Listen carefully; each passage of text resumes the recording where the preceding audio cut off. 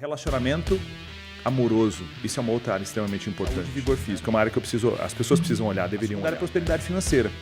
Isso é uma coisa que eu atrás eu demorei muito. Eu era tão bloqueado com dinheiro, tão bloqueado, e aí era um negócio pequeno na época.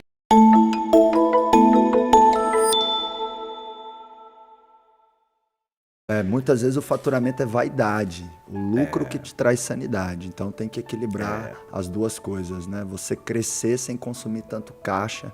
Então foi brilhante você trazer essa clareza. Quero faturar tanto com tantos % de margem. Sim. É raro um empresário ter isso na ponta da língua. E aí eu sei, por exemplo, que boa parte do nosso custo hoje, da nossa despesa é com tráfego, né? Impulsionamento e tal. Seu principal centro de custo. Exatamente. Então a gente tem que reduzir isso, que hoje em dia está na casa ali de 43% e tal, para isso ir para no máximo 33%. E aí a gente consegue ter os 33% de lucratividade ali também. Enfim, uma conta que é importante ter isso. Senão, a gente entra no jogo do ego aí de faturamento. E foi muito engraçado, né? Karina, minha esposa, é uma pessoa que me regulou muito, né? Aí eu vou falar dessa questão do problema com o dinheiro. Bom, a gente fala disso depois, mas deixa eu avançar. Fala da merda, fala da merda. Que era o seguinte... Inclusive eu já tô sentindo aqui o cheiro. Que é o seguinte, eu tinha essa equipe, na época, sei lá, eu faturava 1,5 milhão por ano, uma coisa assim, né? Tinha uma equipe pequena de 4 pessoas. E o que acontecia? Eu não me via merecedor de ter mais do que 12, 13 mil reais por mês. Eu não me via merecedor. Mas eu dizia que eu era merecedor de tudo. Igual um monte de gente fala, mereço tudo melhor na vida. Porra nenhuma. Da boca pra fora só. E o que eu fazia? Tudo que eu conseguia fazer de dinheiro, além dos 12, 13 mil reais, eu me livrava daquele dinheiro. Das coisas do jeito mais estúpidos e bizarros que você pode imaginar. Por exemplo, eu fazia um deal com o meu filmmaker, com um cara que foi meu tráfego, e eu falava assim, vou dar percentual para todo mundo. O meu filmmaker, na época, tinha 5% dos meus lançamentos.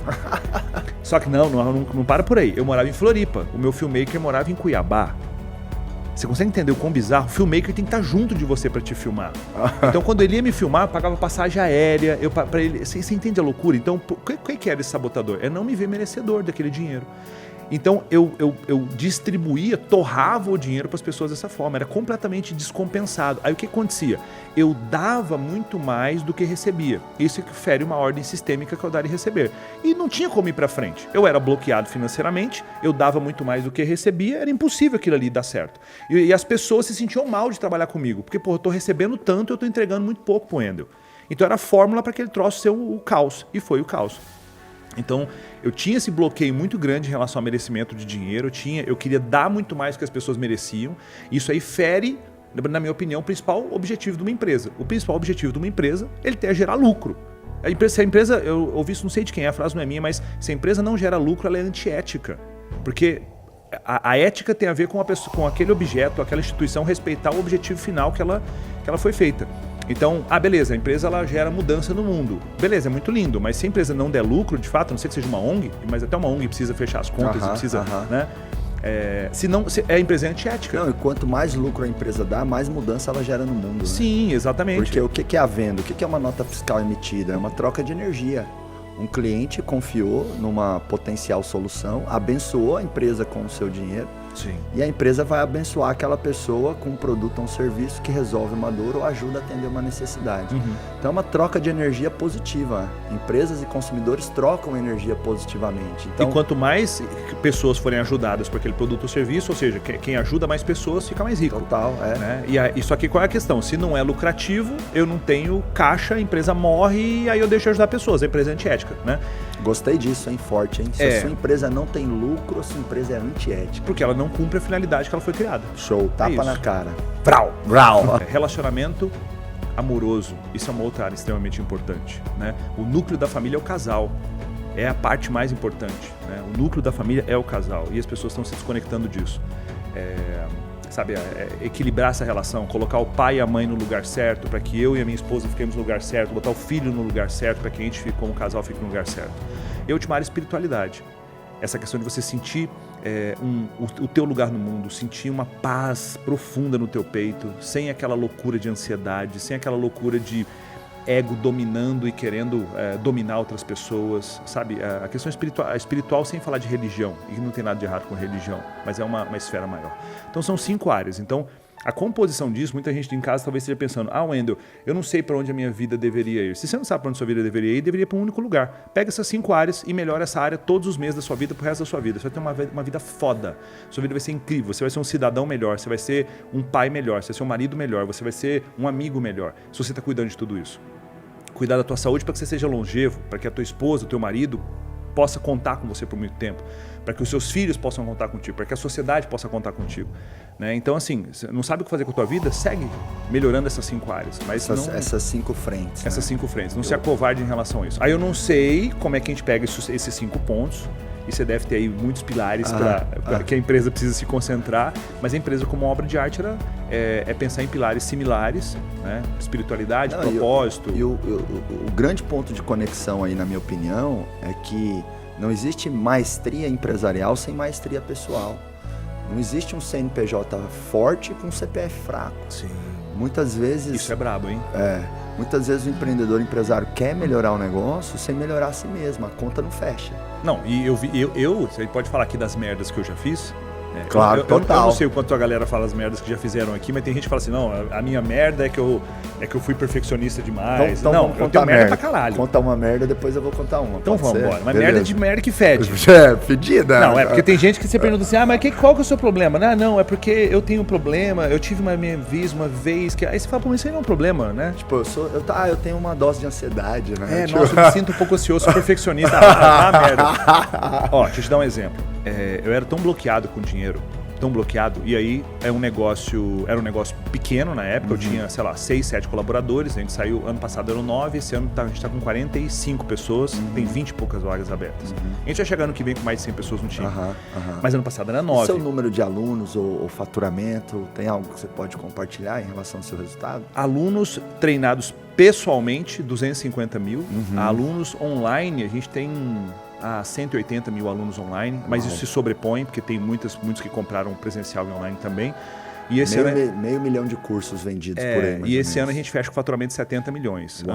Ano que vem, já definiu a meta para o ano que vem, é uma meta de 90 milhões de reais de faturamento com 33% de margem. Uau. É a nossa meta. Isso é legal, clareza de números, né? Essa clareza direciona o foco. E clareza de margem. De margem, isso. Porque muitas vezes a empresa tem a meta de faturamento e não tem a meta de margem. Ué, se eu quiser faturar 200 milhões ano que vem, eu faturo. Tem um indicador que só botar 190 milhões de tráfego. Exatamente, mas não vai sobrar nada.